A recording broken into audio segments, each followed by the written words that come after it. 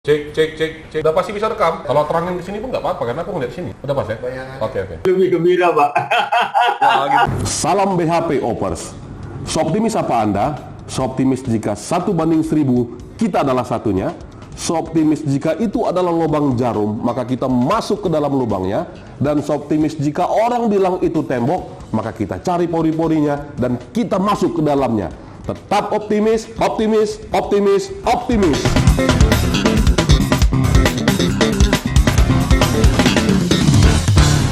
Jumpa lagi di Dr. CO Channel. Salam BHP, optimis, optimis, optimis. Optimis. Hari ini kita akan berbincang dengan, Bapak Siswo Sujanto, Dr. Andes Siswo Sujanto Dea. Seorang, kalau menurut saya seorang guru, karena saya pernah merasakan pengajarannya Pak Siswo pada saat mengambil sertifikat legal auditor di Jim Lee School sekitar tahun 2020. Hari ini kita akan berbincang dengan tema pentingnya pengetahuan anak muda BUMN tentang pengelolaan aset BUMN. Dan saya rasa ini pakarnya adalah Bapak Siswo Sujanto yang akan membagikan kepada kita semua anak-anak muda BUMN tetap optimis terus dalam melakukan pengurusan aksi korporasi di BUMN. Selamat sore, Pak Siswo. Selamat sore, optimis. Optimis, Pak. Ya, Pak Siswo, senang nih bisa dapat kesempatan dari Pak Siswo nih hari ini, Pak Siswo. Saya lebih gembira, Pak. Wah, gitu. Pak Siswo sehat, Pak? Ya, sehat. Alhamdulillah. Terima kasih. Waduh, dengan optimisme dari Bapak ini memberikan semangat buat kami semua anak-anak muda di seluruh Indonesia, Pak, bukan hanya di BUMN. Oh, terima kasih. Luar biasa itu. Iya, Pak Siswo, ini kan channel yang dibangun anak-anak muda di BUMN, Pak Siswo. Tapi kan Begitu, kita Pak. juga masih punya keterbatasan anak-anak muda sekarang tentang pengetahuan pengelolaan BUMN, Pak Siswo. Jadi memang materi kita hari ini agak serius, tapi sebenarnya saya yakin Bapak tuh kalau ngajar, saya lihat waktu Bapak ngajar tuh langsung, apa itu diskresi? Wah, kan gitu, Pak, ya kan? Jadi asik, Pak. Saya semua bingung tuh, diskresi apa. Padahal kata kuncinya cuman dilaksanakan pada saat keadaan darurat. Hanya itu aja, Pak, kan? Asik. Pak Siswo, saya langsung saja Pak Siswo. Saya mau bertanya sama Pak, mengapa Pak Siswo BUMN itu masuk ke dalam rezim keuangan negara? Sebenarnya BUMN apakah masuk? Sudah berkali-kali diuji material Pak Siswo. Tapi saya lihat salah satu ahli dari pemerintahnya Pak Siswo nih. Dan itu menjadi pertimbangan dari hakim. Silakan Pak Siswo, mohon penjelasannya Pak Siswo. Baik. Pak Chris, ada satu hal yang perlu saya sampaikan sebelum saya mulai. Silakan Pak, silakan. Luar biasa itu, Pak. Jadi Bapak membawa anak muda seluruh Indonesia, artinya kalau ini podcast Bapak terbuka dan memberikan sebuah sikap optimis. That's what we want right now. Jadi itu adalah sesuatu yang kita harapkan mulai hari ini, karena kita tidak bisa, bukan artinya bahwa kita tidak bisa lagi bergerak dengan yang tua-tua. Kita memang akan bergerak dengan yang muda-muda. Dulu ketika saya memulai reformasi birokrasi di Kementerian Keuangan, sebelum ada ujian itu di ruangan dulu saya lakukan ujian. Dan saya mengatakan, I need the young men, the young people. Tapi jangan salah, yang dimaksud dengan young men itu adalah spiritnya. Karena di situ ada anak muda dari segi spirit dan anak muda dari segi biologis. Wah, ada Jadi dua kategori Pak ya. Orang boleh berusia 30, tapi itu sebenarnya sudah menjelang pensiun. Karena dia bilang, udahlah biarin aja, itu kan kemauannya begitu. Kalau kayak gitu, itu usia sudah mau pensiun itu. Tinggal besok. Walaupun umur 30 Pak ya? Iya. Okay. Itulah yang saya bilang, itu tua dalam spirit. Tua dalam spirit, oke. Iya, tapi muda dalam biologis. Nah, ada tua dalam biologis, usia 50 ke atas, di Eropa, di Amerika, mereka mengatakan, itu second step. Yes. Jadi usia 60 ke atas adalah second step. Young generation. Kenapa? Mereka mengatakan itu the senior generation. Itu adalah the young people. Jadi spiritnya. Makanya kita jangan sampai tergoda dalam pemikiran bahwa kita akan mengungkapkan pemikiran-pemikiran kepada kaum muda. Dan kaum muda itu adalah mereka yang usianya 20, 30. Enggak. No. Ya kan?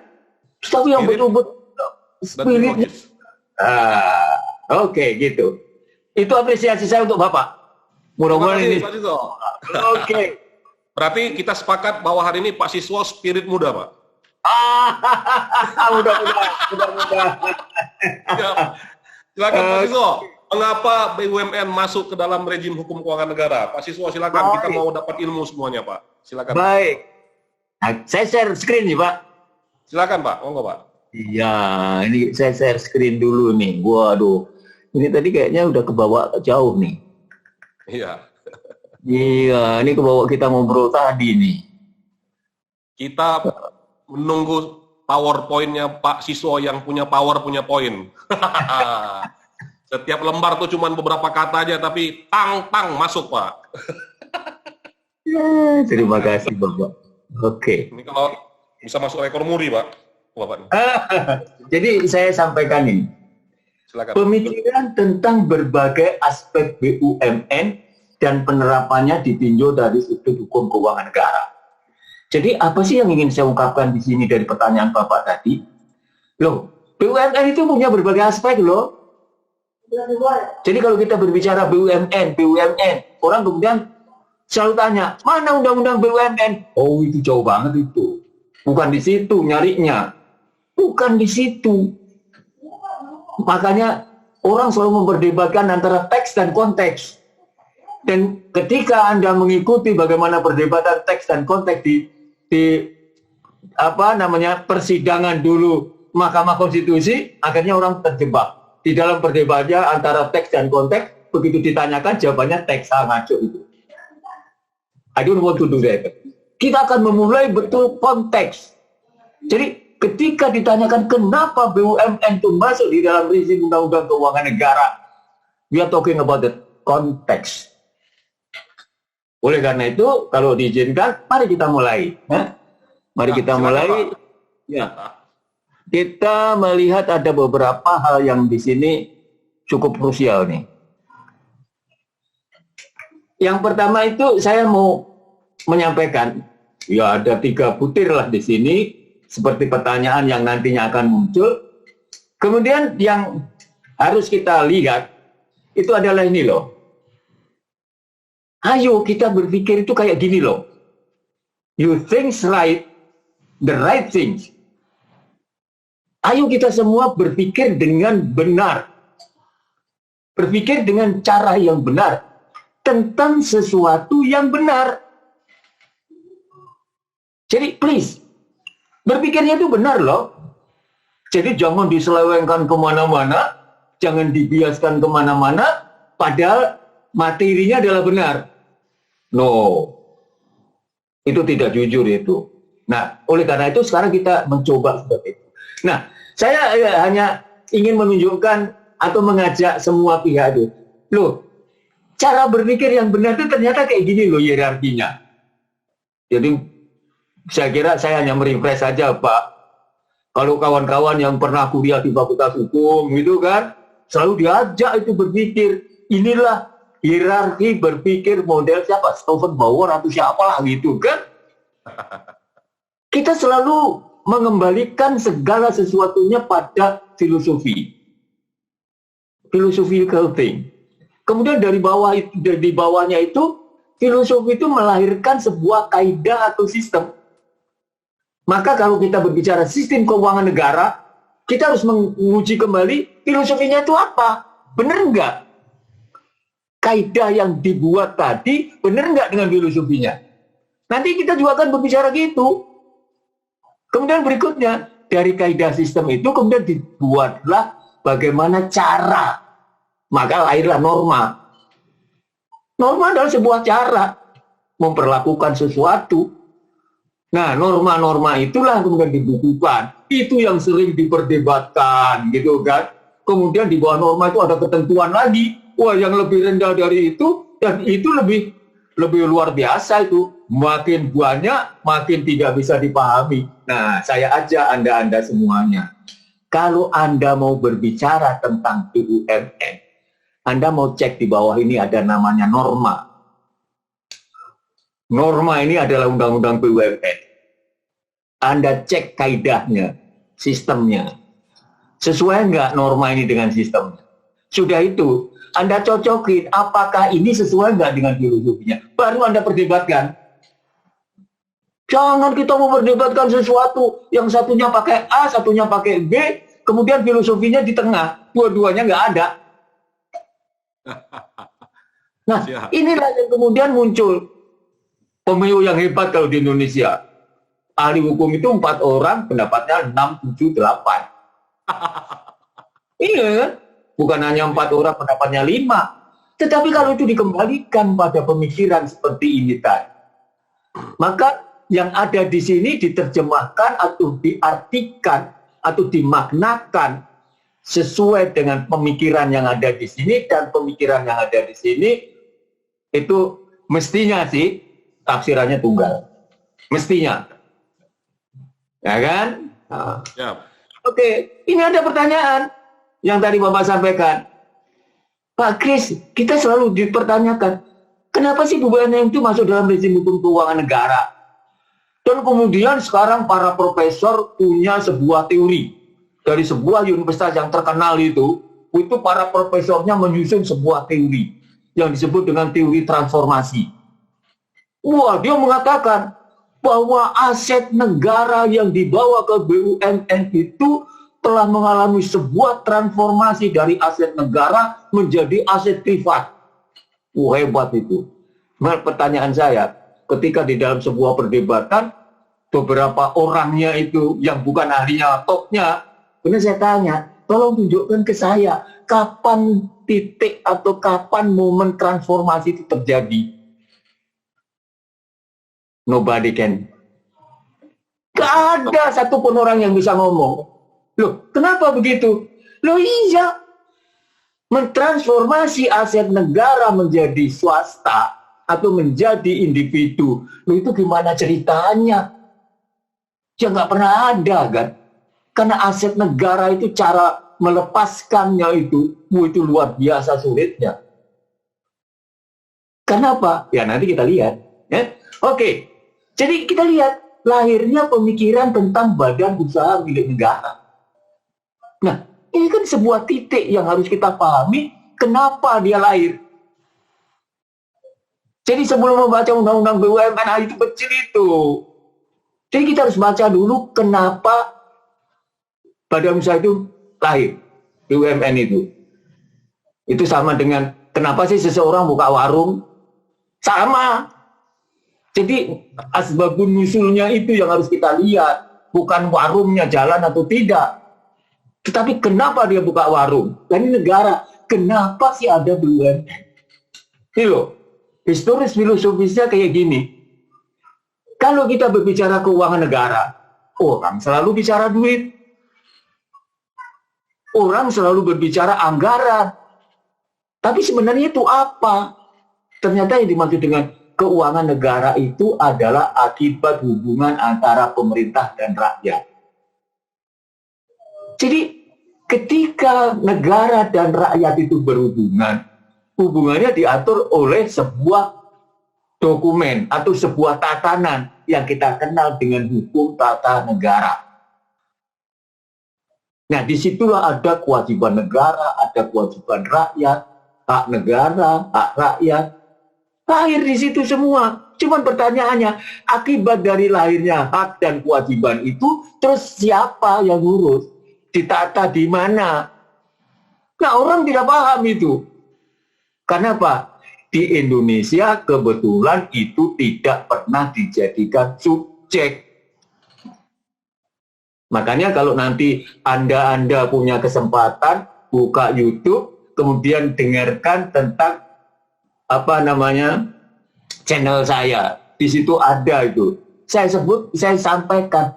Saya ketika melakukan riset di Perancis, kemudian dari awal di Indonesia itu pertanyaan saya cuma 2. Kenapa sih yang namanya Undang-Undang Dasar Republik Indonesia itu mengatur hukum undang-undang keuangan, mengatur keuangan negara di satu bab, yaitu bab 8. Cuma anehnya, dari satu bab 8 yang begitu luasnya, cuma ada satu pasal, yaitu pasal 23. Ya. Ada yang lebih aneh lagi, dari ayat. pasal 23 itu cuman hanya ada satu ayat yang benar-benar bercerita tentang keuangan negara. Yang lainnya nggak ada. So what? So how? Ya, ternyata saya membaca sebuah perpustakaan. Oh, ketika itu memang tidak pernah dibahas sama sekali. Bayangkan Anda, sebuah negara yang mengatur hubungan antara masyarakat dengan pemerintahnya dan cara atau akibatnya tidak pernah dituangkan dalam sebuah dokumen penataan. Yaitu, inilah yang menyebabkan kita tidak pernah punya undang-undang keuangan negara. Nah, ini loh yang sebenarnya harus kita pahami betul ketika kita berbicara tentang negara dan rakyat. Saya selalu menyampaikan, kan gitu ya Pak Kris ya. Ini saya Mbak Ustaz selalu mengajak menjelaskan tentang ada dialog imajiner. Ya. Jadi pada suatu saat, ya kan gitu kan, pada sekelompok masyarakat. Sekelompok masyarakat ini, belum ada negara.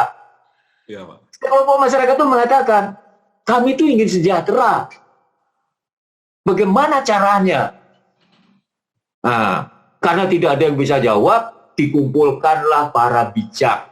Nah, kan? Para bijak itu dikumpulkan, kemudian dijadikan kalau hari ini satgas kali. Maka kepada satgas itu mereka tanya, kami itu bagaimana bisa bahagia, bisa sejahtera? Kemudian satgas itu justru kembali bertanya, Mas, Mbak Yu, Ibu, Bapak, yang Anda maksud dengan sejahtera itu apa? Nah, kemudian mereka ngomong, masyarakat tadi, kami itu pengen aman dan tentram hidupnya, pengen berpendidikan, kemudian pengen dijamin kesehatannya. Cukup enggak? Bahwa kami juga punya kepastian dong. Apabila ada persengketaan, segala macam itu kami dijamin keadilannya. Oke. Yang terakhir kami juga minta, bagaimana sih sebenarnya kami bisa menikmati republik atau dunia itu, ya belum ada republik, menikmati dunia itu gimana, alam dan sekitarnya. Jadi kami butuh infrastruktur. Oke, ketika mereka berbicara seperti itu, para bijak tadi kemudian bertanya, Mas, Mbak Yu, itu kan sebuah kegiatan atau berbagai kegiatan, terus duitnya itu dari mana? Saudara-saudara sekalian, supaya saudara paham itu, mereka itu pengennya dapat duit. Tapi ternyata apa? Mulai dari zaman kuno itu, namanya masyarakat suruh ngeluarin duit itu nggak mau. Pelit dia, walaupun untuk dirinya sendiri. Terus mereka ngomongnya apa? Loh, kita ini kan punya wilayah. Maka seluruh wilayah yang ada ini sekarang kau kuasai. Terus kau manfaatkan dan hasilnya kau gunakan untuk sebesar-besar kemakmuran kami. Waduh, celaka. Jadi ketika dia ngomong itu, dia dikasih, sudahlah pokoknya semua yang ada di wilayah ini kau kuasai, apa saja. Kau manfaatkan, hasilnya kau gunakan untuk kami. Yang jelas rakyat nggak mau keluar duit.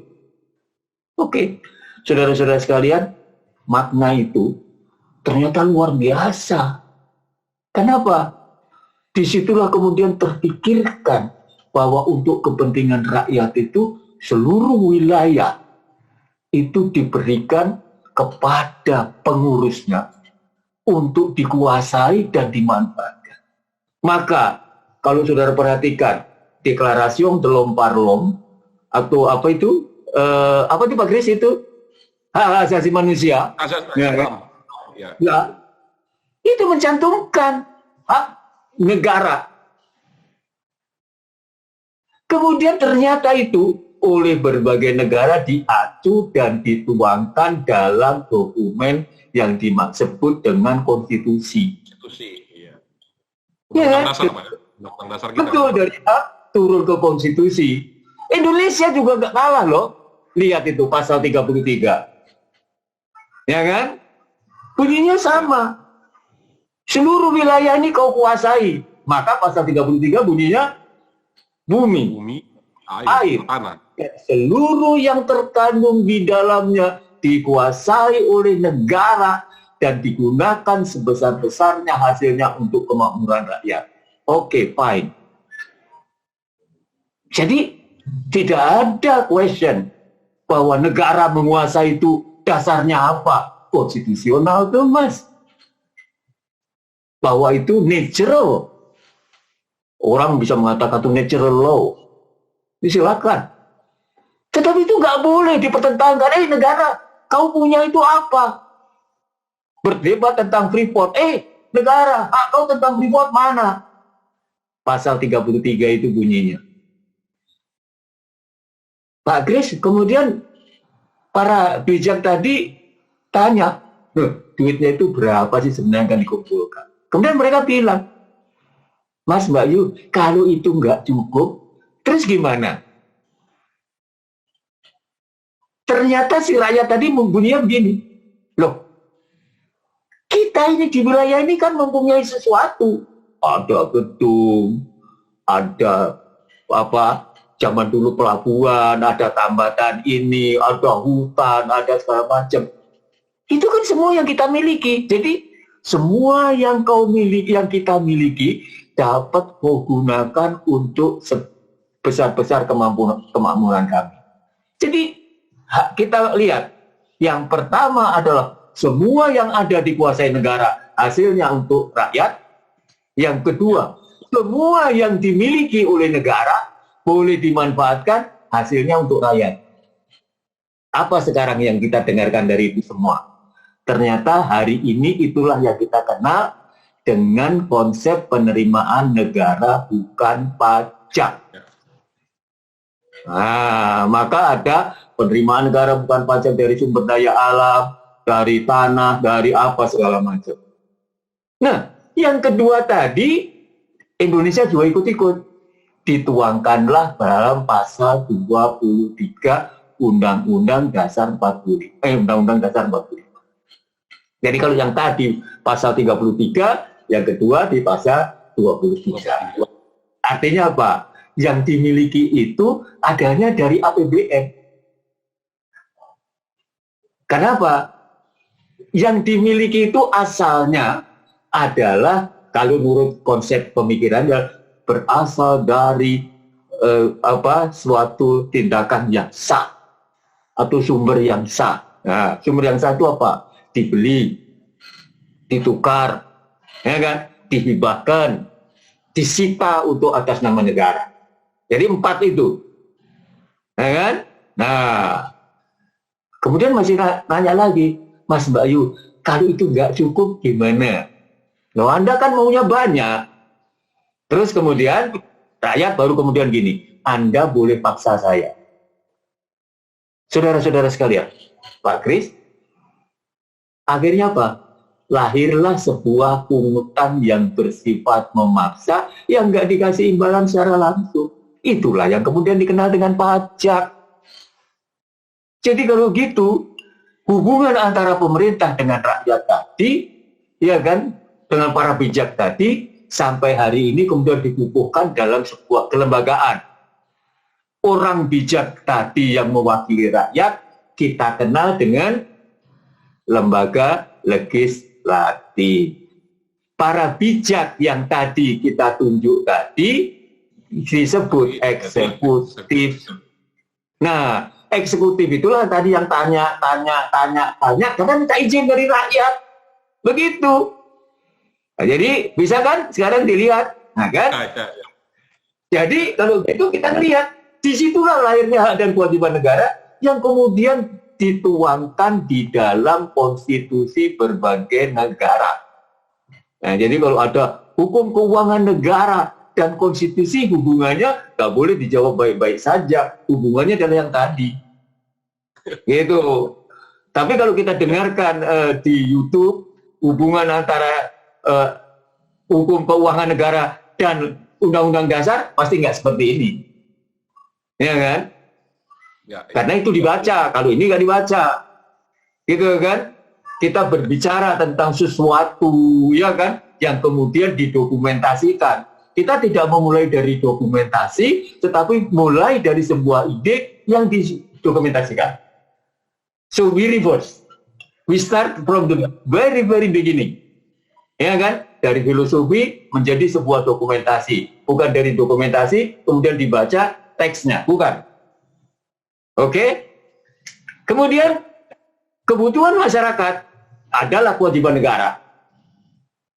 Jadi, Ibu, Bapak, Mas, Mbak Yu yang ikut sekarang, mohon diperhatikan, kebutuhan masyarakat adalah kewajiban negara. Jadi, begitu udah diketok palunya dalam APBN, adalah sebuah kewajiban bagi pemerintah untuk melaksanakan. Kalau ditanya, duitnya dari mana? Loh, kan sudah dikasih tadi. Nomor 1, nomor 2, nomor 3, terserah Anda. Gitu loh.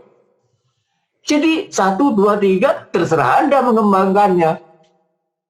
Jadi negara atau pemerintah diberikan kewenangan atau kemampuan terhadap otorisasi parlemen seperti itu. Oke? Baik. Jadi kewajiban negara mengakibatkan pengeluaran negara. So they need money. Pertanyaan, where does money come from? Ya, dari mana uang itu datang? Yang 3 tadi kuncinya. Baik. Jadi, kalau begitu, ini kata kuncinya berikutnya. Nah, terus ditanya, negara atau pemerintah itu siapa sih? Kan tadi kan kita sampaikan hubungan antara pemerintah dengan rakyat. Pemerintah dan yang diperintah. Nah, sekarang yang merintah atau negara. Jadi, mohon izin, kalau dalam keuangan negara, kata pemerintah, atau istilah itu digunakan secara bergantian. Secara bergantian. Jadi kita tidak terus mengatakan negara adalah suatu bentuk ABC, pemerintah adalah bukan.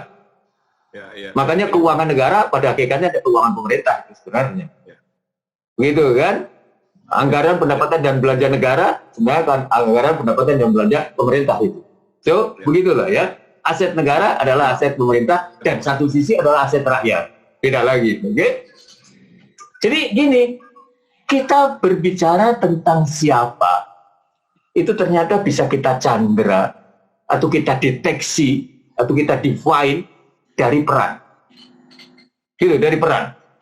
Jadi, ketika Anda melihat saya seperti ini, oh, saya adalah instruktur, saya adalah pembicara. Tapi kalau nanti saudara lewat di depan rumah saya sedang pakai kaos oblong, kemudian pakai sarung, terus ngomong cucu saya, itu sesuatu juga namanya. Tapi perannya sedang beda. Ya. Jadi kita bisa mendeteksi, mendefine seseorang berdasarkan peran. Nah, pemerintah juga begitu. Yang pertama, pemerintah itu adalah penyedia barang dan jasa publik. Jadi pemerintah itu adalah penyedia barang dan jasa publik. Ingat kan tadi kita mendiskusikan, tolong kami sejahterakan kami dan itu. Jadi kalau gitu siapa? Pemerintah itu adalah otoritas. Pemerintah adalah otoritas. Nah, pemerintah itu harus menyediakan layanan kepada masyarakat yang berbentuk layanan dasar. Ibu, Bapak, nanti kalau berbicara layanan dasar, tolong baca di dalam buku ekonomi publik, ya kan? Di situ ada yang disebut dengan public goods. Nah, dia punya ciri-ciri. Ya, ciri-ciri. Tidak bisa dihitung harganya, tidak bisa dihitung siapa penggunanya, dan lain-lainnya. Ya, dan dia harus dihitung berdasarkan non-market, segala macam itu ada itu semuanya. Ada 6 ciri-cirinya minimal. Ya. Terus pemerintah itu siapa dong? Ternyata pemerintah itu direpresentasikan oleh kementerian lembaga. Kalau kita mau cari luasnya, adalah presiden beserta jajarannya, atau menteri dan lain-lainnya. Terus yang disebut dengan layanan pemerintah tadi apa? Layanan publik itu apa? Tadi saya bilang keamanan, ketertiban, kesehatan, pendidikan. Mas Bayu, itu dari zaman kuno, tuntutannya masyarakat itu ternyata dari dulu sampai sekarang itu nggak pernah berubah. Ya ini cuma 5 ini. Kalau nggak percaya, tolong Anda cek bukunya Ibu Sri Mulyani yang katanya ribuan triliun APBN itu. Isinya cuma ini. Isinya cuma 5 ini.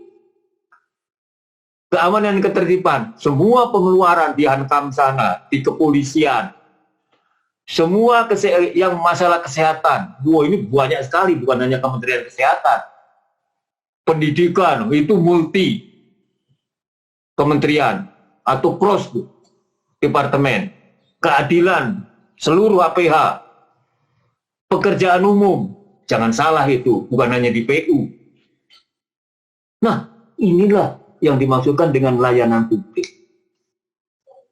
Saudara-saudara sekalian, ternyata begitu semakin enak hidup masyarakat, dia punya keinginan yang lebih. Kalau kemarin, makan asal makan. Sekolah yang penting mendapatkan pendidikan. Tahun 50-an saya sekolah kayak gitu. Tapi hari ini nggak bisa, nggak mau. Artinya apa? Ini dari zaman kuno sana, di Eropa sana, itu terpikirkan. Ketika masyarakat semakin maju, kemudian mereka tanya, pemerintah, masa layanannya gitu-gitu aja? Maksudnya, anak-anak kita yang kelas menengah ke atas, masa sekolah mau kasih kayak gitu? Mau izin ini, dia sekolah impres. Enggak lah. Terus orang sakit, suruh masuk ke rumah sakit yang butuh. Mau izin ini, hari ini kan sudah tidak kan? Suruh masuk ke puskesmas yang model kayak gitu, nggak mau dia. Terus kemudian mereka tanya, pemerintah, bisa nggak Anda memberikan layanan yang lebih dari itu untuk kami? Dan kebetulan bagian-bagian kelompok tertentu itu mereka semakin menanjak kehidupannya, perekonomiannya, mereka membutuhkan layanan. Ya perdagangan lah, ekspor impor lah, mobilitas lah. Kemudian apa kata pemerintah? Oh bisa. Terus, tapi ada syaratnya. Apabila sekelompok masyarakat tertentu membutuhkan jenis layanan tertentu, bayar ya. Semua orang kaget. Enak aja. Itu kan layanan dasar. Pemerintah bilang, Mas Bayu, layanan dasar itu kalau semua orang make. Tapi kalau hanya tertentu yang make, ya bayarlah. Kenapa? Karena ditinjau dari segi keadilan menjadi tidak adil. Kan gitu. Jadi kalau orang boleh naik pesawat itu gratis, lah petani tukang bajak yang tidak pernah naik pesawat, masa dia mau bajak pesawat? Nggak mungkin, kan? Nah, oleh karena itu kemudian mereka bayar.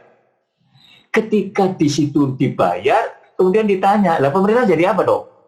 Ternyata pemerintah itu memasuki wilayah ekonomi. Dia sudah memproduksi barang dan jasa yang diberikan harga. Jadi kalau tadi layanan publik tadi itu ada ciri-cirinya non-market pricing, di sini enggak lah. Cara menyediakannya tergantung pada siapa yang butuh, sehingga nanti akan muncul supply and demand. Hubungan antara supply and demand akan menemukan sebuah titik yang disebut dengan price. Oleh karena itu, ada yang disebut dengan market price. Jadi di situ mulai berfungsi. Kenapa? Kata pemerintah, oh iyalah, kami kan butuh efisiensi dan efektivitas. Kami membutuhkan cara yang berbeda. Oh caranya beda? Oh beda lah. Cara mengelolanya beda. Yang tadi itu non lukratif, hanya untuk kepentingan seluruh masyarakat tanpa hitung untung rugi. Di sini nggak bisa.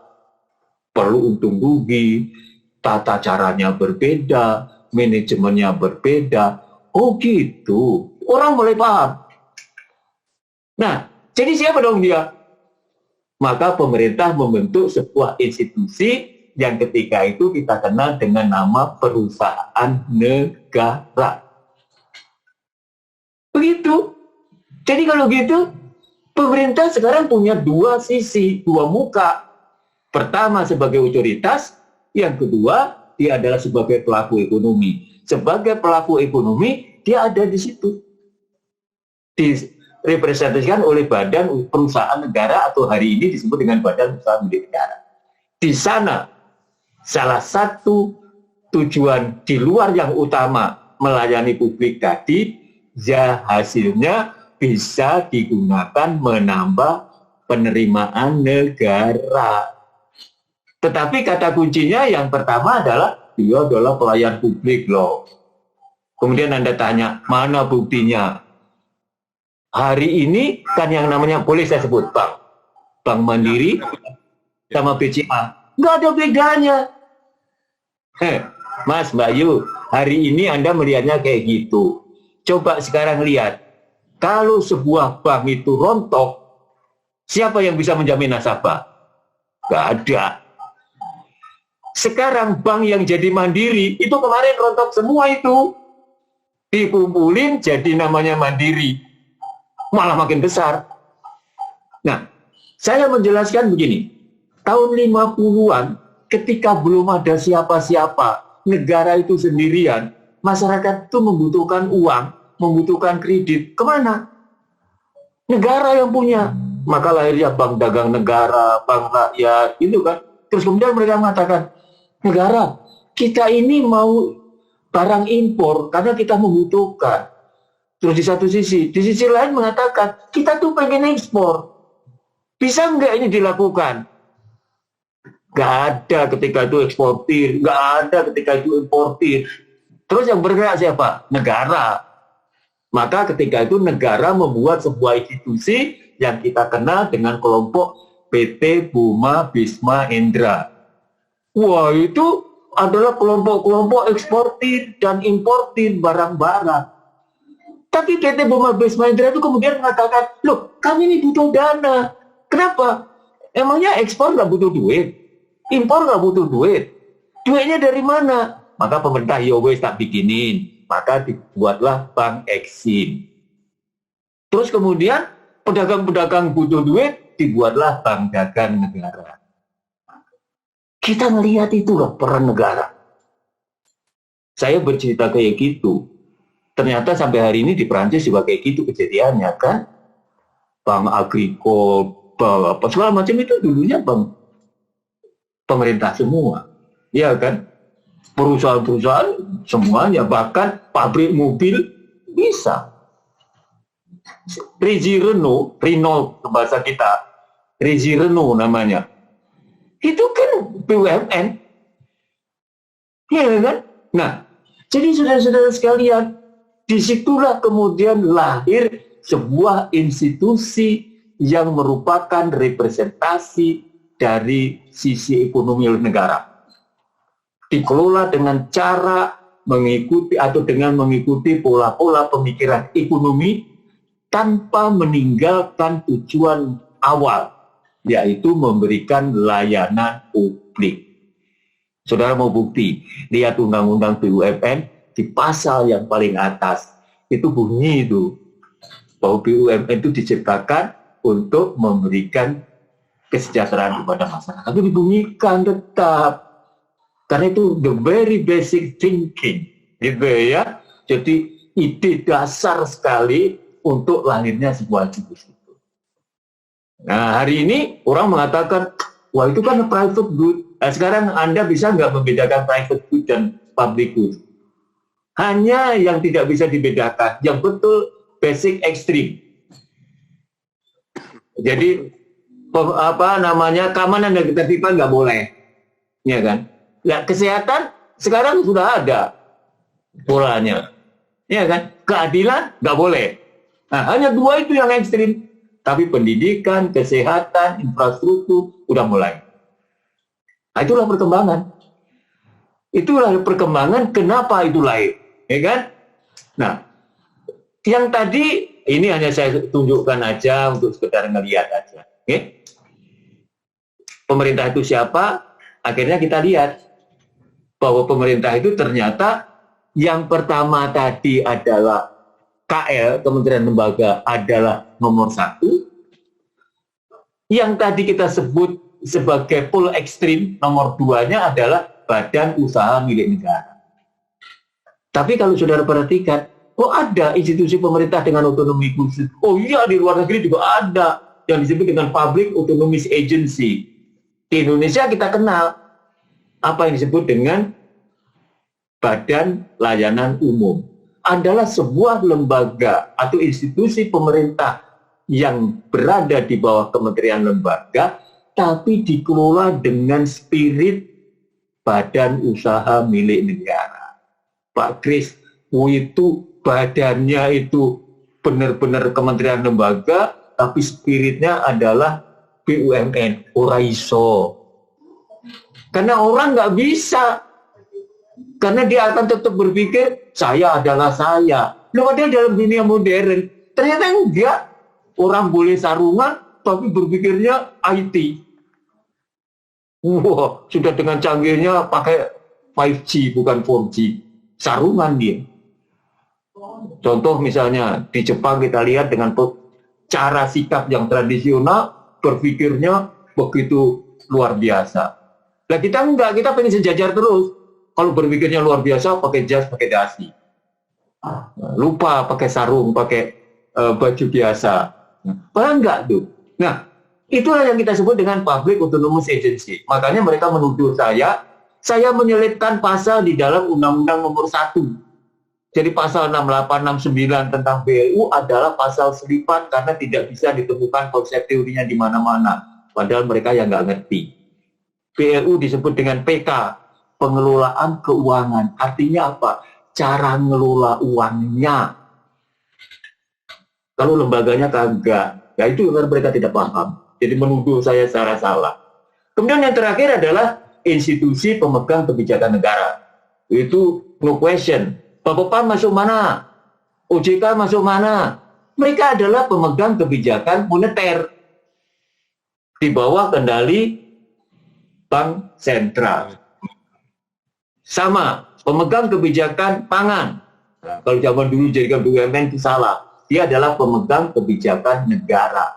Itu adalah bagian dari pemerintah. Dan apa yang mereka kelola kita sebut dengan keuangan negara. Oke. Jadi kalau itu kemudian kita simpulkan itu bahwa secara kelembagaan kita kenal lembaga pengelolaan kekayaan negara yang tidak dipisahkan itu kita kenal dengan kementerian lembaga. Lembaga pengelola kekayaan negara yang dipisahkan kita kenal dengan semua lembaga yang tadi saya sebutkan. Kalau kita diagramkan seperti ini Pak Kris. Ya? Itu sehingga dengan demikian cakupan keuangan negara dari segi subjek adalah ini. So, terjawab kan bahwa BUMN itu masuk keuangan negara kenapa? Kan gitu kan? Jangan dibaca pasalnya. Ya kan? Kita baca pasal tidak mengerti latar belakang, asbabun nuzulnya, ya nggak tahu lah. Nggak ketemu. Oke. It responds your question or not? Menjawab pertanyaan? Ya, menjawab pertanyaan? Menjawab pertanyaan? Sangat menjawab pertanyaan Pak Siswa. Sangat. Terima kasih. Ya mudah-mudahan bisa menjadi apa titik awal untuk bisa memasuki dunia yang semakin membutuhkan masalah-masalah seperti ini Pak Kris. Siap Pak Siswa. Thank you very much to you ya. Iya Pak. Nah, yang kedua Pak Siswa. Kan ini kan? Ya. Penjelasan terkait pengelolaan keuangan negara di BUMN. Ya. Jadi kalau kita tanyakan sebenarnya gini, bagaimana sih sebenarnya BUMN itu dikelola? Kan itu kan? Ya, itu Pak. Sama nggak dengan swasta? Nah, pertanyaannya gini, segi apa sih? Kalau segi teknis operasionalnya sama. Jual, beli, ya kan? Kemudian mereka membukukan, mereka diaudit, keluar untung rugi, sama. Iya kan? Ya, tapi itu in term of technical.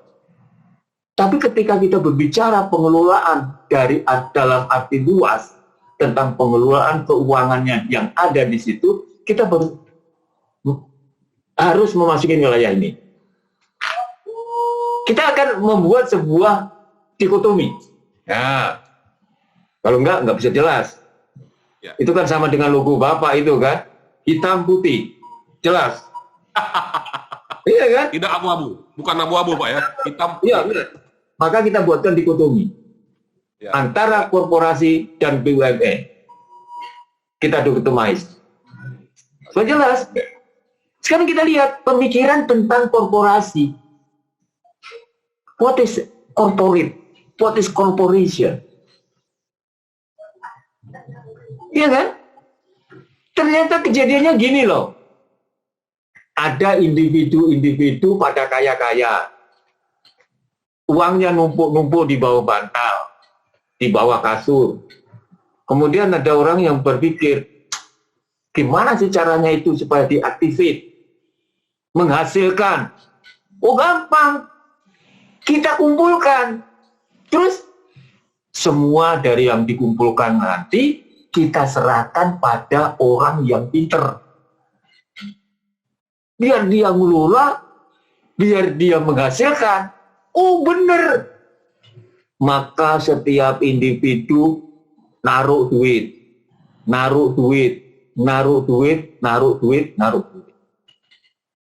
Ibu bapak, Mas Bayu, konsekuensi naruh tadi, kalau di sini punya utang, lembaga yang ini bisa kelihatan nggak Pak? Bisa Pak, bisa Pak. Oke. Kalau lembaga ini punya utang, nggak boleh utangnya ke sini. Nggak boleh, karena kan dia sebatas naruh.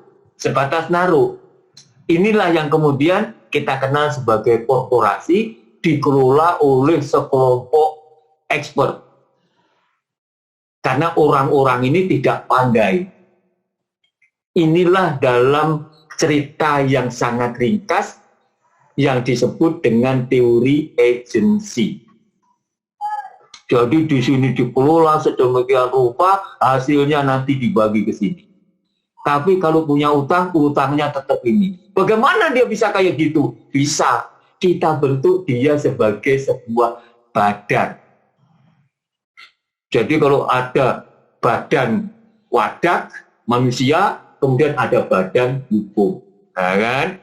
Ada dalam konsep Perancisnya disebut dengan person fisik dan person moral. Ya kan? Maka ini adalah sebuah badan dengan keterbatasan. Maka disebut dengan pertanggungjawabannya limited. Ya kan? Itu kan? Oke. Ya. Inilah pemikiran korporasi. Nah, ini kan yang selalu diacu bukunya, pendapatnya para ahli, ya kan?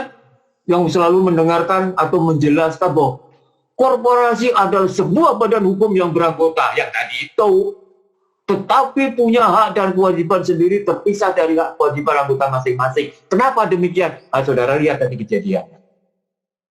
Ya kan?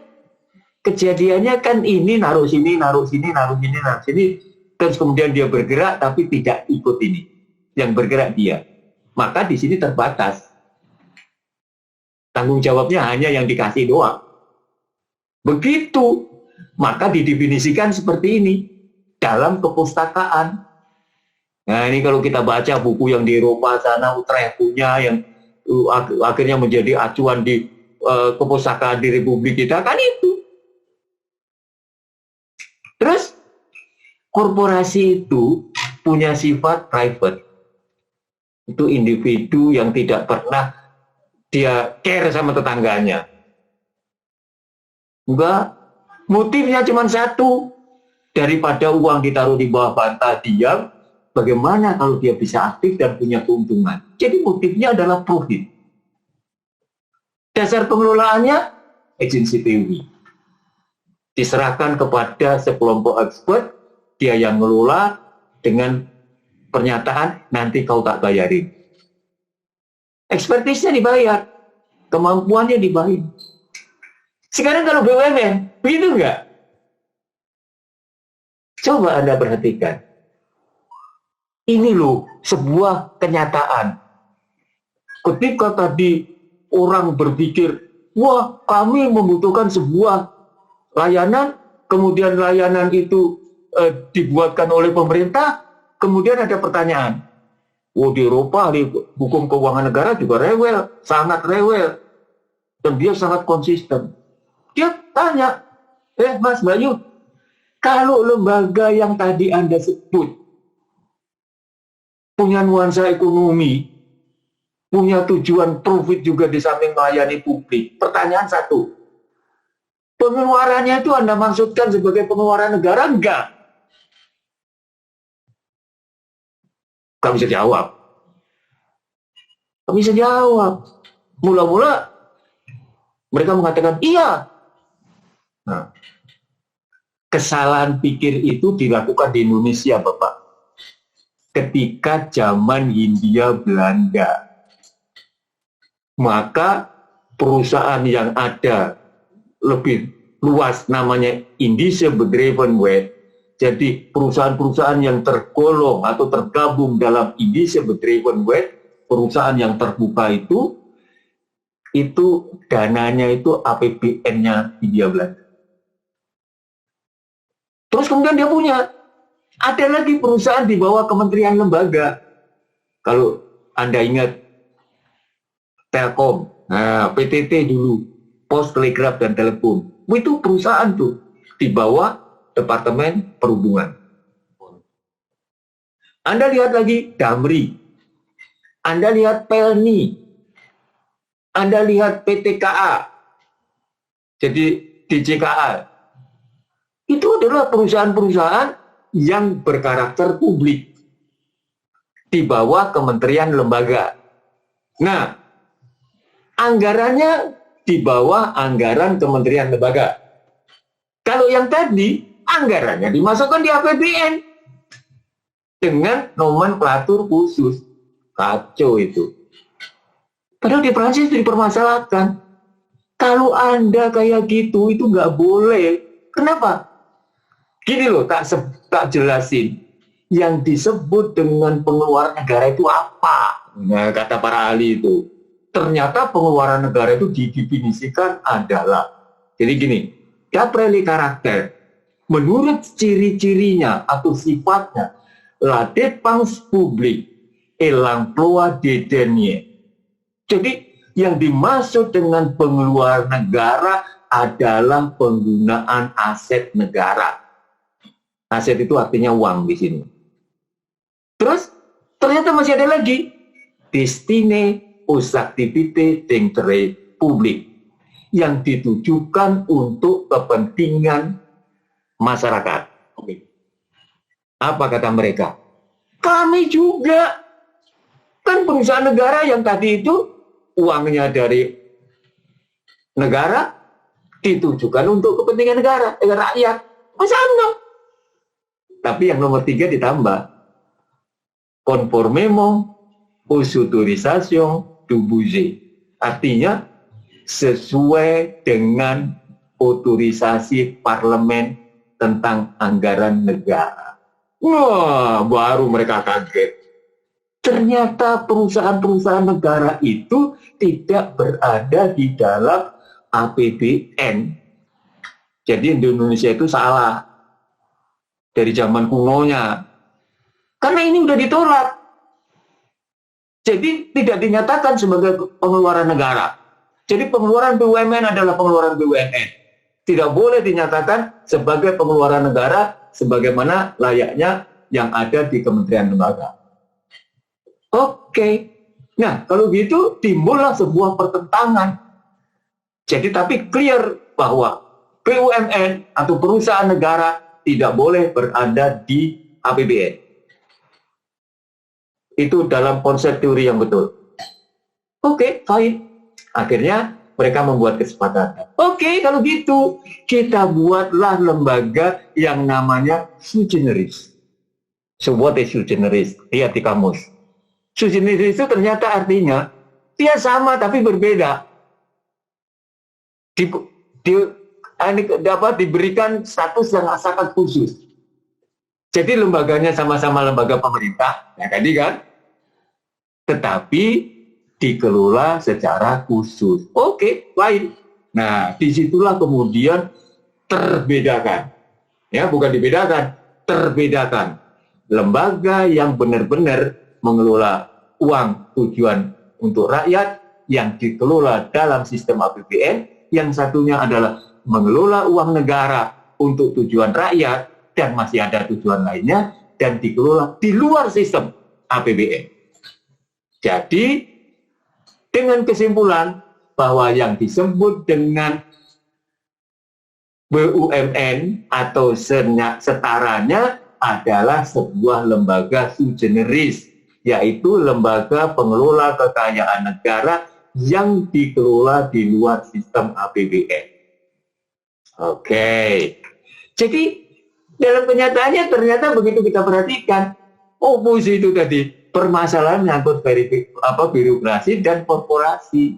Kenapa? Ternyata Ibu, Bapak, Mas Bayu mengelola negara dengan mengelola BUMN itu ada sebuah kata yang berbeda. Ketika satu kata, ya istilah yang disebut dengan efisiensi, itu birokrasi itu mengatakan yang disebut dengan efisiensi menurut konsep birokrasi adalah marginal cost dibagi marginal benefit. Kalau korporasi, input dan output. Oh beda. Nah disitulah cara berpikir yang harus dibedakan. Jadi banyak sekali aspeknya yang harus kita pahami. Jadi kalau gitu BUMN itu apa? BUMN adalah pengelola kekayaan negara yang dipisahkan. Yang artinya dia dikelola di luar sistem APBN. Bukan diartikan terus kekayaan dipisahkan seperti tadi swasta, kemudian dimiliki oleh sebuah badan hukum. Bukan. Ibu Bapak, memang yang salah saya. Ketika kalimat kekayaan yang dipisahkan ini muncul, yang salah saya. Kenapa? Karena ketika menyusun undang-undang keuangan negara, saya ditanya, kalau yang dikelola oleh KL ada kekayaan yang tidak dipisahkan. Kalau yang dikelola di luar itu OPO namanya. Nah, coba aja Anda cari di kamus. Kalau yang tidak dipisahkan, lawannya pasti dipisahkan. Ya kan? Saya bilang sama anak-anak, kasih aja tanda kutip. Besok kita cari istilah OPO. Ternyata begitu pagi-pagi dibagikan, setelah didebat kiri kanan, simpulannya supaya tanda kutipnya dibuang. Maka yang disebut dengan pengelolaan BUMN adalah pengelolaan kekayaan negara yang dipisahkan. Wah, sampai di luar saya dimarahi sama semua orang. Anda itu bikin masalah. Kenapa? Sampai kapanpun akan terjadi perdebatan yang tidak pernah ada putusnya. Karena BUMN itu, perusahaan negara itu nanti bisa berbentuk yang macam-macam, dan di luar sana itu sudah punya istilah. Ternyata kekayaan yang dipisahkan itu di PT mempunyai ciri tertentu, betul kan? Nah betul, berdebatan sampai hari ini.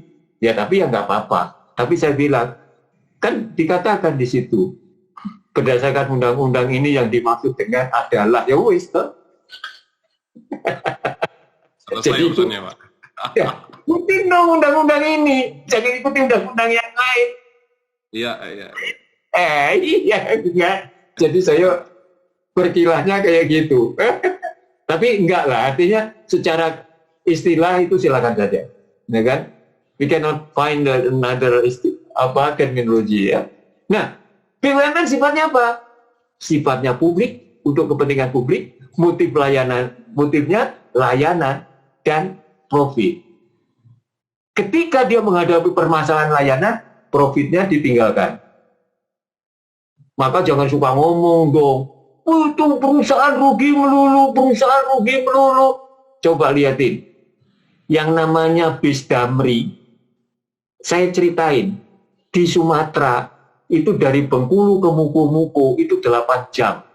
Pada waktu daerah itu dibuka, tidak ada kendaraan ke sana. Satu-satunya yang ke sana tiap hari itu hanya Damri. Ke sana 8 jam isi 5, balik 8 jam isi 5. 3 tahun seluruh bis yang dibeli hancur. Tapi lihat dari ini, Rafflesia dan lain-lainnya hebat. Iya kan?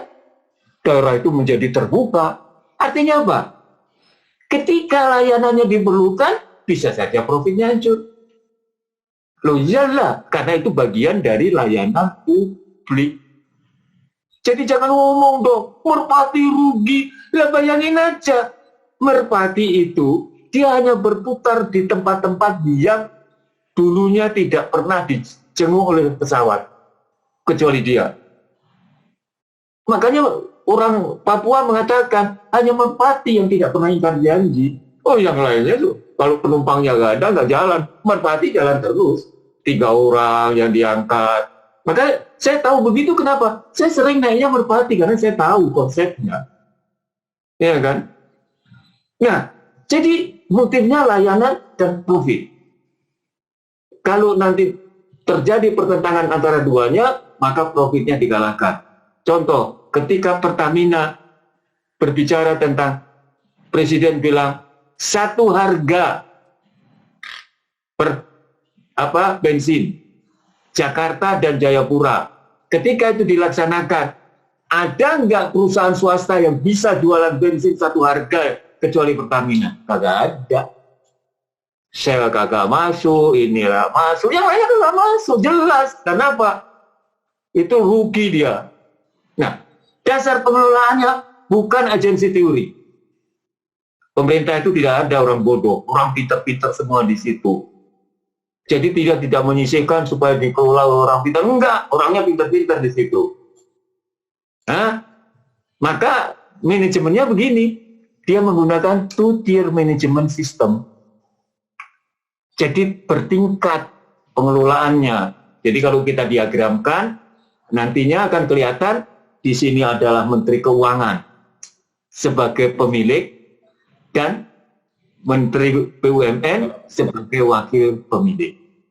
Jadi jangan diikutin itu orang yang mencuat-cuat di luar sana, yang bekas bosnya BUMN, yang selalu mengatakan, apa itu kewenangan Menteri Keuangan? Serahkan kepada Menteri BUMN. Itu ngaco, dia nggak ngerti itu. Walaupun bekas orang top di BUMN.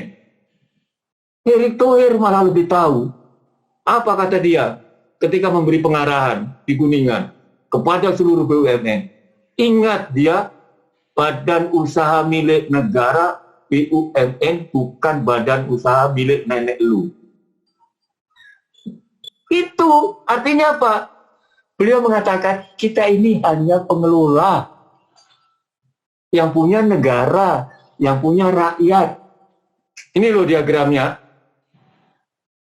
Jadi kalau apa yang tadi saya sampaikan, saya susunkan sebuah diagram, akan kelihatan seperti ini. Bahwa BUMN itu atau perusahaan negara itu yang punya rakyat. Oleh rakyat diserahkan pengelolaannya kepada presiden. Oleh presiden dibagi dua supaya terjadi mekanisme check and balance. Yang pertama mewakili pemilik, tetapi pemilik ini kan nggak ngerti bagaimana mengoperasikan. Ditunjuklah yang bisa melakukan operasi. Maka satu kepada Menteri Keuangan sebagai wakil pemilik, dan kedua sebagai pelaksana teknis. Nah, karena di dalam rapat-rapat pengambilan keputusan harus melibatkan pemilik, karena ini sama-sama negara, kemudian di sini memberikan delegasi. Nah, kalau sekarang ada ex-pejabat yang mengatakan delegasinya supaya dihapuskan, dia ngerti itu. Dia tidak paham itu. Filosofi tentang BUMN, nggak paham itu. Sorry itu. Yeah? Nah, ini adalah polanya. Oke. Bagaimana? Terjawab? Sangat terjawab. Tapi intinya tadi Pak Erick Thohir yang benar Pak ya, berarti ya? Oh, saya kagum itu. Oh iya saya Pak. Orang swasta. Ya. Orang tidak pernah menginjak pemerintahan. Kemudian dia adalah pengusaha. Loh kok bisa bilang kayak gitu itu loh? Bagaimana nalarnya? Aneh kan? Ya. Harusnya beliau sebagai orang swasta, pelaku bisnis akan mengatakan, kenapa kita tidak seperti Temasek? Nah, begitu tuh. Ternyata enggak. Itu artinya orang paham itu, Pak. Filosofisnya paham kali, Pak ya. Nasionalisnya itu, Pak ya. Itu. Pak, ya? Betul. Jadi bukan hanya dia, oh itu Temasek bagus. Kenapa BUMN tidak dibikin Temasek? Lihat Australia, lihat New Zealand, lihat Amerika. Semua ngomong gitu. Apa sih yang membedakan? Mereka itu tidak ngerti bahwa sistem ketatanegaraan kita itu adalah cenderung sosialis. Ya. Gitu loh. Lihat undang-undang dasar kita. Agak alergi aja Pak Siswa kali ya dengan kata sosialis kali Pak ya. Nah kalau gitu lah undang-undang dasar mau diapain? Orang miskin dibiayai oleh negara. Ya. Pasal 33, bumi air dikuasai oleh negara. Ya. Sebuah usaha-usaha atau faktor-faktor produksi yang menguasai hajat hidup rakyat dikuasai oleh negara. Emangnya apa itu? Karena apa? Jangan salah. Penyusun undang-undang dasar itu adalah para pengagum negara-negara tertentu. Bung Karno adalah pengagum revolusi Perancis. Maka tercermin di situ pola pemikirannya yang sosialis. Bung Hatta adalah pemikir-pemikir ekonomi sosialis khususnya Eropa Utara. Maka dalam perekonomian dikembangkanlah perekonomian sosialis, tidak liberalis. Tapi hari ini bergeser kan? Ya kan, termasuk tata negaranya kan. Coba Anda cek, emang lembaga legislatif itu siapa? Undang-undangnya tidak dirubah, bahwa DPR pada hakikatnya bukan pemegang kedaulatan rakyat. Kagak itu. Oke, jadi kalau begitu, ya, Pak. Kalau begitu Anda perhatikan kan, atau kita perhatikan kan, kita tidak perlu ngomong. Makanya di YouTube saya bilang, kita tidak perlu loh niru-niru sama orang. Karena apa? Saya suka main itu. Lain lubuk, lain ikannya, lain pandang, lain belalangnya. Rumah kita itu rumah kita loh. Rumah kita. Itu. Jadi kita tidak perlu niru A, B, C, D, E. Enggak. No. Kalau soal cara berpikir, boleh kita terpengaruh dan kita akan semakin berkembang. Tetapi ketika berbicara tentang sikap, oh that's another thing. Jepang berpikir begitu hebatnya, tapi budaya dia, sikap dia itu tidak berubah. Memangnya ada yang salah? Enggak. Karena cara berpikir agak berbeda. Kita enggak, belum apa-apa kita udah berpikir barat-baratan. Cilaka itu. Oke, gitu kira-kira. Ya. Lanjut Pak Siswa. Oke, nah ini yang nomor 3. BUMN khususnya PTPN 3 di bidang usahanya adalah perkebunan. Aset yang paling dominan adalah tanah yang secara administratif dalam bentuk hak guna usaha. Saya senang di situ ditulis secara administratif, bukan substantif kan? Siap. Ya kan? Ya itu yang harus kita dengar. Bagaimana status pencatatan aset negara dikelola PTPN 3 sebagai BUMN jika hak guna usaha berakhir? Iya kan? Apakah masih melekat pengelolaan keuangan negara? The long question, itu the response is very simple. Ya. Kita kembali pada yang tadi. Semua, ya kan?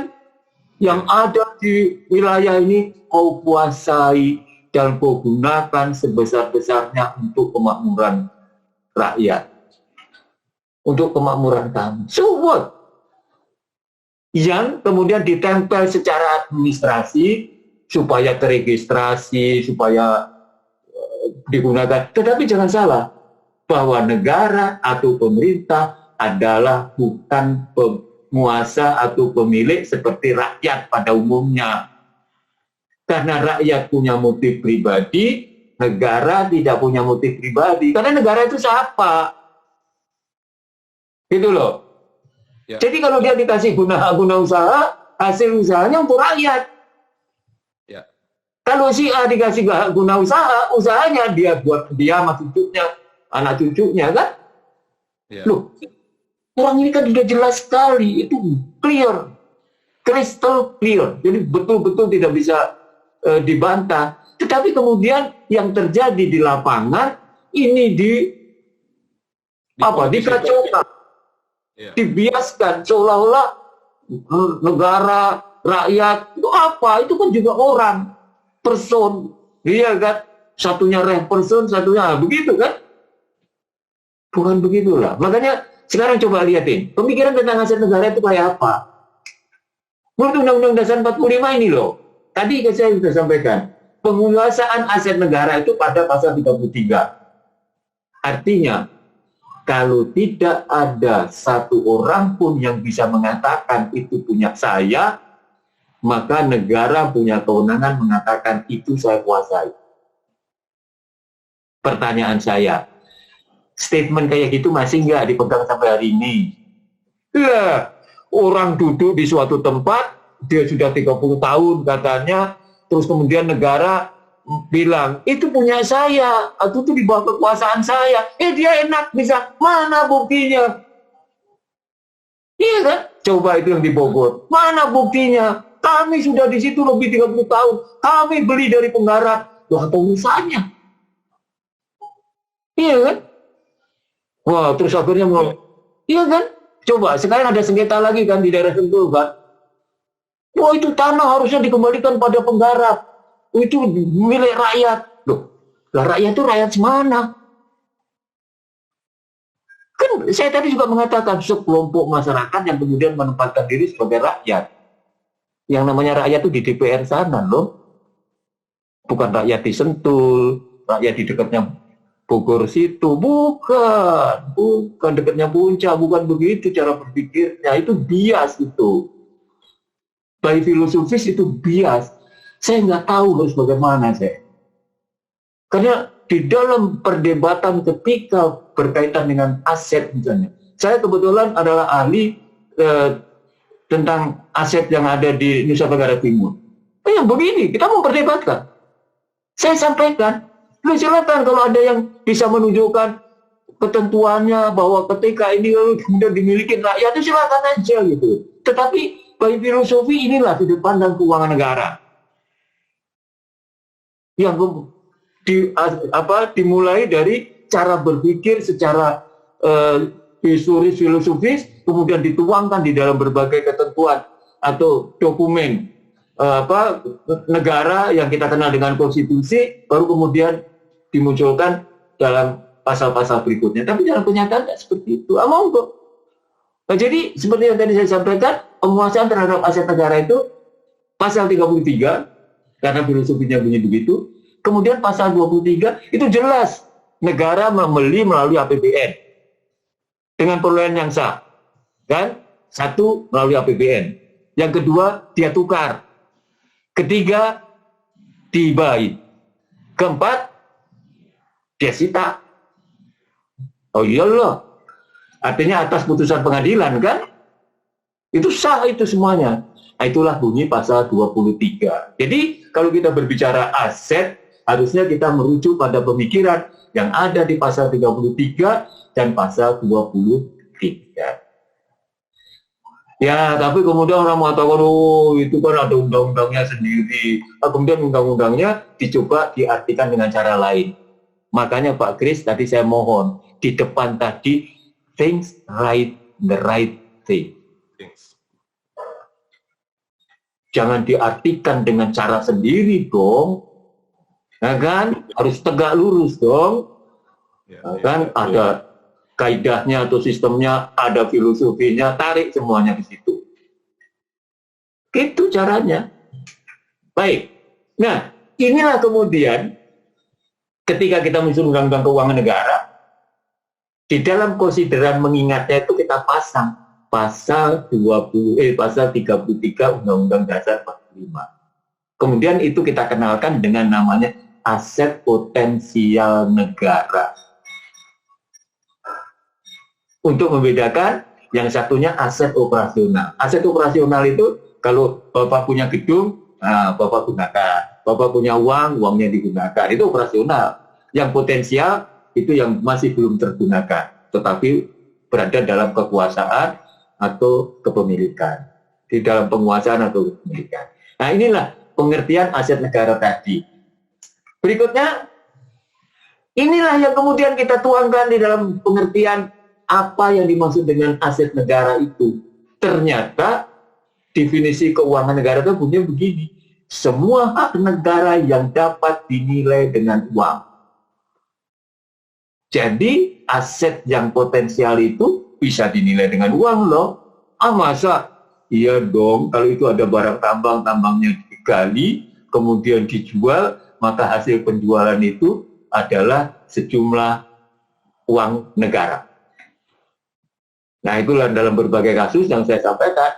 Kalau ada orang menambang secara gelap, maka hasil tambangnya adalah mengambil aset negara. Begitu, ya.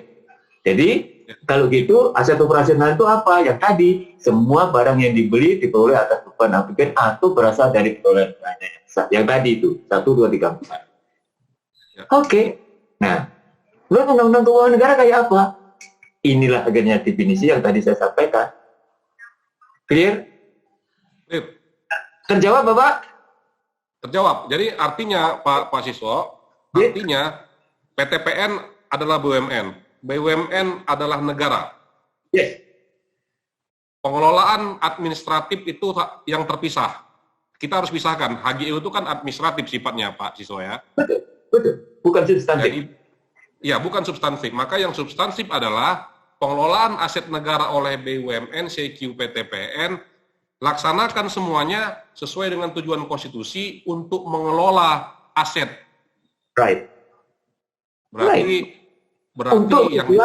untuk tujuan kepentingan rakyat. Yes. Tapi bukan rakyat yang seperti yang di pikiran orang sekarang, Pak Siswo ya. Segelintir orang. Iya. Dia mengatasnamakan rakyat. Yang namanya rakyat itu di Senayan. Iya. Paham. Iya, mantap. Oke, itu kan kita mulai dengan sebuah dialog imajiner. Ya, betul. Tadi, itulah unidentified society. Jadi masyarakat dalam pengertian yang luas, bukan A, B, C, D yang sedang bermasalah, bukan, no. Ya, betul. Artinya selama ini legal dilaksanakan oleh BUMN dalam hal ini misalnya PTPN, apapun status tanah, misalnya kawasan hutan misalnya Pak Siswo. Ya. Apakah itu HGU yang sedang diperbarui atau diperpanjang, itu sifatnya administratif saja sifatnya. Betul, kan itu kalau mau diperpanjang, mati. Kan persyaratannya diperpanjang, kan? Ya, betul. Bukan berarti kalau mati terus dimatikan terus, kan? Ya. Sepanjang itu dibutuhkan. Iya. Ya, betul. Clear Pak Siswo. Thank you. Siap. Lanjut Pak Siswo. Baik. Nah, ini closingnya Pak Siswo. Closing kan? Ya. Kita mendengar kata optimis, apa yang dapat Bapak gambarkan bagi anak muda di BUMN? Khususnya PTPN Group, ya kan? Ya. Untuk tetap semangat menjaga aset negara di bawah. Oke, karena di situ ada kata khususnya, kita bercerita kata umum dulu. Loh, iya dong. Ya, guru tuh sah aja Pak, dia ngomong apa aja bener Pak kalau guru Pak. Kita akan berbicara kata umum dulu.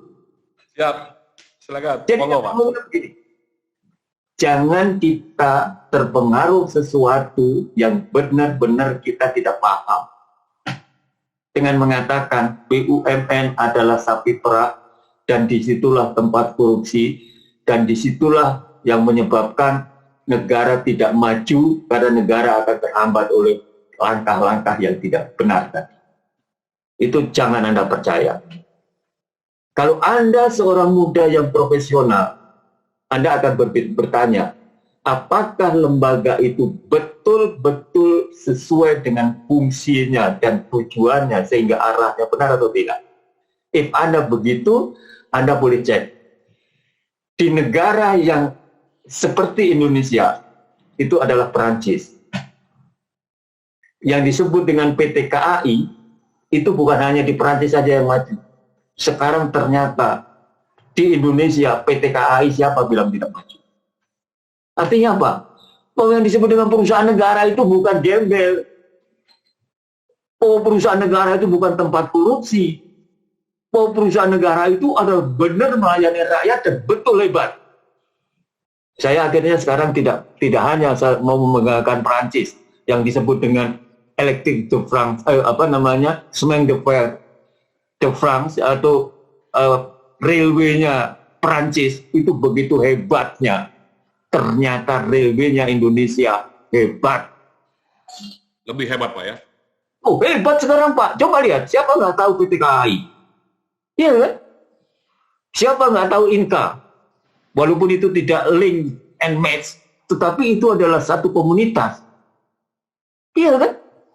Betul. Dia ekspor gerbong kemana-mana. Dia menghasilkan keuntungan. Coba di Bangladesh ada, di Mesir ada. Saya tahu. Hebat itu. Di Prancis, Electric de France. Di sini PLN-nya tidak pernah rugi. Tidak pernah rugi. Bagus. Telkom punya dia. Terus apa lagi? Iya kan? Bank-bank punya dia. Bahkan perusahaan mobil yang tadi saya sebut, Renault itu bahasa kita. Itu perusahaan negara. Dan ternyata maju. Bisa bersaing kok. Kenapa?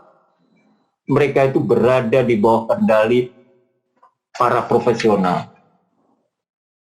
So, optimis itu adalah be a professional. Be a professional.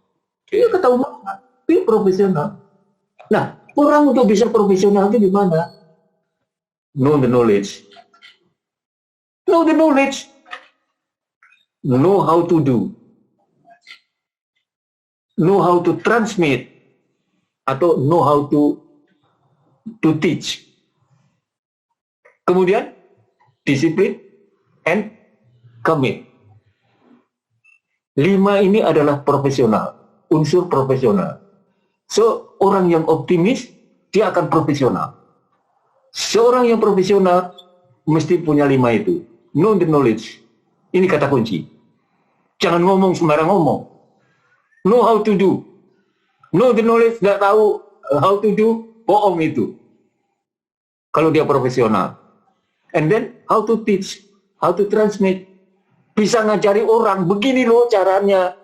Mohon maaf kalau saya ngomong. Itu lihat Yonan. Iya kan?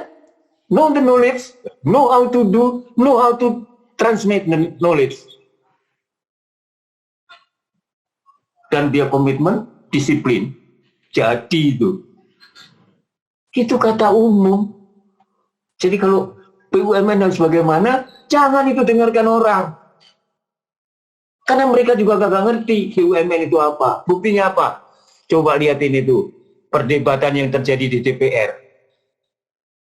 Mana ada sebuah BUMN dengan konsep-konsep yang begitu canggihnya disamakan dengan warung. Iya kan? Sampai dirutnya dimarah-marahi karena dia berpikir bagaimana dia bisa dapat duit, bagaimana caranya dia bisa jual. Dia kan nggak ngerti dia. Karena dia di rumahnya punya warung, dia pikir istrinya begitu. Itu kan lain, ya kan? Nah, khusus untuk PTPN ini tadi, ini kan masalah aset. Asetmu itu banyak yang tidak tergunakan secara atau termanfaatkan secara baik. Dan konyolnya lagi, harusnya kan itu diberikan tanda. Itu punya aku loh. Nah, di samping diberi tanda, harus selalu dipelihara, diingatkan kepada sekitarnya. Dengan cara kita itu menjelaskan, kita jalan, tunjukkan sama orang, ini punya aku loh, ini punya aku loh. Sehingga itu tidak akan diaku oleh orang lain. Kalau kita lihat PTPN, coba lihat di Sulawesi Selatan. Wah, dibikin kota idaman. Pemda. So, akhirnya apa? Pemda kan juga daerah. Uber juga negara. Dan untuk kepentingan rakyat. Kenapa dari PTPN nggak dikasih kami? Wah, ini kacau ini. Kalau sudah ada yang kayak gitu jadi kacau. Ya. Ya kan? Minta supaya PTPN tanahnya yang sudah diakui oleh Pemda, kasih aja ke Pemda. Loh. Iya. Iyalah. Tetapi kan rumah itu ada kamar-kamarnya, Bapak. Iya kan? Kayak Bapak punya marga gitu kan. Dalam satu rumah besarnya, kan ada kamar-kamarnya. Betul. Iya kan? Tidak bisa jadi satu. Mungkin ruang makan jadi satu lah gitu kan. Tapi kamar tidur kan masing-masing. Karena keluarga saya ada dari marga di tempat Bapak sana gitu. Jadi saya tahu cara berpikirnya. Nah, jadi maksud saya optimis yang pertama tadi adalah seperti itu, profesional dan dengan 5 ciri. Terus yang sekarang ini, ketika Anda optimis itu, ya Anda harus profesional. Dan profesional itu adalah seperti itu. Anda mengetahui betul kayak apa sih sebenarnya PTPN itu. Kemudian kepemilikannya kayak apa. Akan kita gunakan untuk apa. Artinya password-nya harus kita tahu.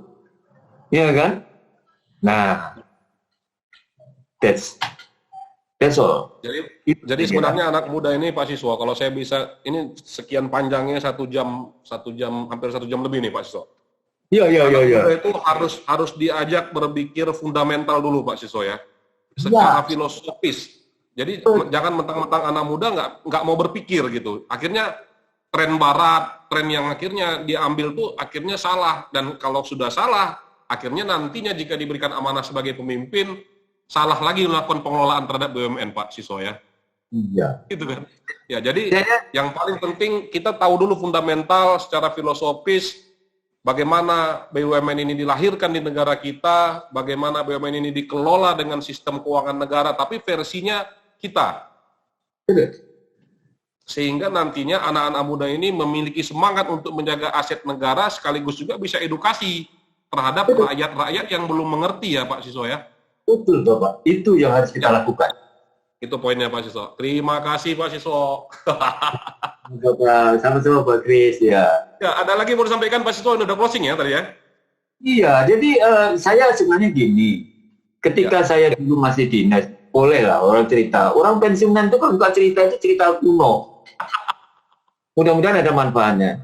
Jadi dulu sama anak-anak yang kita sekolahkan di luar negeri, terus terutama yang mereka ikut short course, saya selalu mengatakan, jangan jadi turis ya.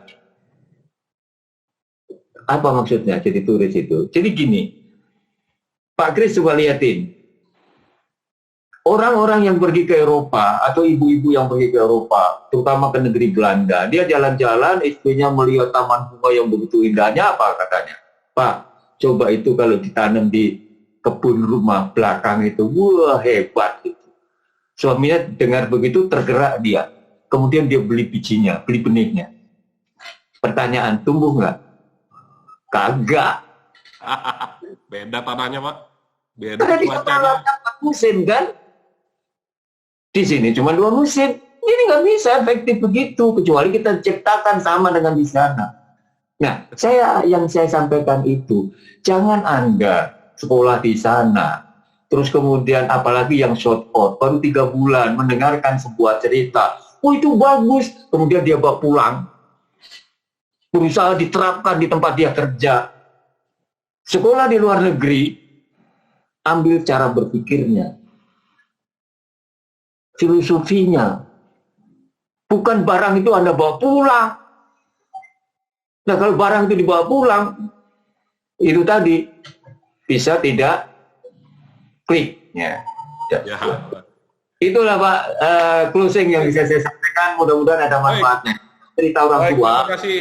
Terima kasih Pak Siswa Sujanto. Banyak sekali ilmu yang kita dapatkan khususnya anak-anak muda di BUMN. Baik semuanya OPERS. Ini singkatannya OPERS ini, Optimistic Person. Yes. Anak-anak muda semuanya Pak Siswa. Saya tutup Pak Siswa. Tetap optimis. Yang pertama bersihkan hati dan pikiran. Salam BHP. Optimis. Salam BHP Opers. Seoptimis apa Anda? Seoptimis jika 1:1000 kita adalah satunya.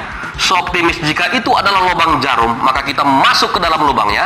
Dan seoptimis jika orang bilang itu tembok, maka kita cari pori-porinya dan kita masuk ke dalamnya. Tetap optimis, optimis, optimis, optimis.